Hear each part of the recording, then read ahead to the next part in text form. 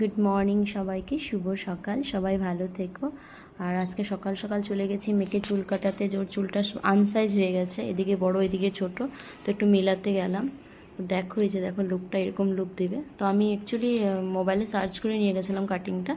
আমাদের গুয়াহাটিতে অনেকবার কাটলাম কিন্তু এরকম কাটিংটা দিতে পারেনি ভালো মতন, কিন্তু এখানে যখন হায়দ্রাবাদে কাটিংটা হয়েছে দেখো কত সুন্দর লাগছে ওকে। আর ও তো এত খুশি চুল কাটিং দেখা। কিন্তু ওর একটা জিনিস কি, যে ওর পিস সাইডের চুলটা একটু মানে চট করে সিধা হয় না। তো আমি বহু ট্রাই করলাম, হিটও দিলাম, তাদের ছেলেটাকে বললাম যে তুমি একটু হিট দিয়ে ওরা সিজা করো না। তো কিন্তু উপায় নেই, কিন্তু হিট অ্যাকচুয়ালি দিতে লাগে না, যেহেতু চুলটা খারাপ হয়ে যায়। কিন্তু উপায় নেই, ওর চুলটা যত পর্যন্ত রাউন্ড না হলে মানে শেপটা বোঝা যাচ্ছে না।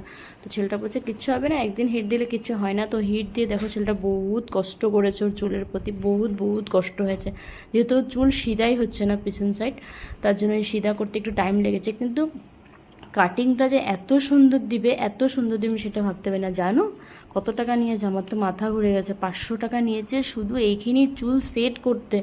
আমার দিমাগ ঘুরে গেছে। আমি ওর বাবাকে বললাম আমাকে তো কোনোদিন দাওনি তুমি, মেয়ের প্রতি 500 টাকা। যদি বড় চুল হয় সেটা আলাদা কথা, কিন্তু এত ছোট চুলে 500 টাকা শুধু সেট করার জন্য। আর এখন দেখো আমি তোমাদের কাছে ফাইনাল লুকটা দেখো, এরকম কাটিং